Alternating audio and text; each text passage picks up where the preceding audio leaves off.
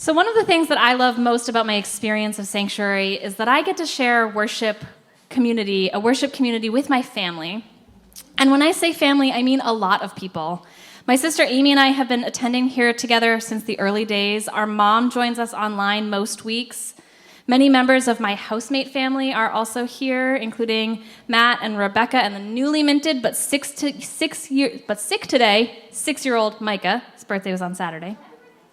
And though I'm not a parent myself, Sanctuary has always been a place for me to connect with some very special kids in my life.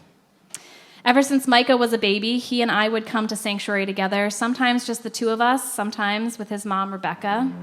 We would meet up with Moira, who I've known since birth, and it was in this very room right where Laura was sitting when I first met 5-day-old Mara, my niece, having Amy and her husband Otto having gotten a call from a social worker the night before.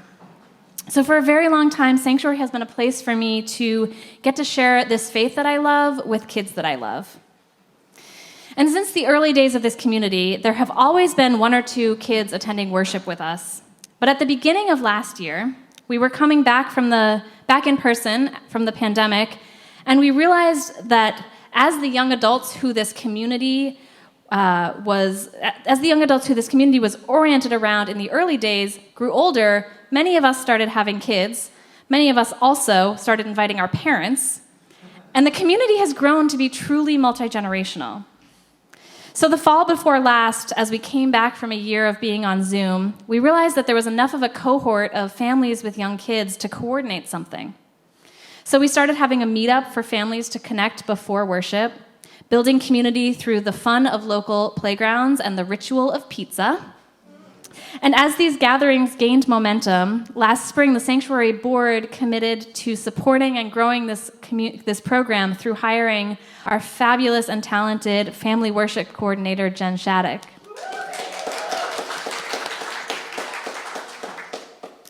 And here's the thing. More kids in worship means more wiggly bodies, more persistent, not so quietly whispered demands for snacks, more ups and downs for bathroom trips, and I've sometimes wondered where the balance is, how much noise is too much noise, when the wiggles cross the line into rambunctiousness.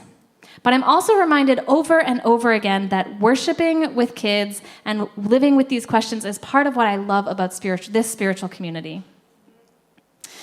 As many of you know, I am a minister and I serve in a local congregation, and some months ago, my colleague and I got a 3-page letter from some members of our congregation about things that they wished, some understandably, things that they wished were different in our worship services.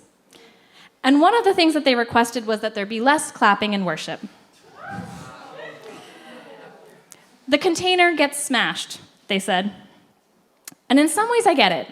There's lots of ways to worship, and for some people, they are really drawn to a quiet and contemplative space. That's where they feel the most reverence. But I was struck later that same week when here in this room, I was pulled out of my seat by Leo, my nibbling, and brought over to dance to a raucous closing song by the Sanctuary Band. And as I danced with my nibblings and my 6-year-old housemate and our friends, young and old, I felt this heart-bursting joy. I felt so present in the moment. I felt connected to something larger than myself. And I thought, this is worship for me. So here at Sanctuary, I'm reminded that worship comes in so many forms, and that we can experience joy and wonder and reverence and connection at any age. And here we affirm that at every age and stage of our lives, no matter how we worship, we are each made holy and loved right through. And that when we create communities and spaces for that, for all of the ages and all of the people, we should celebrate by dancing.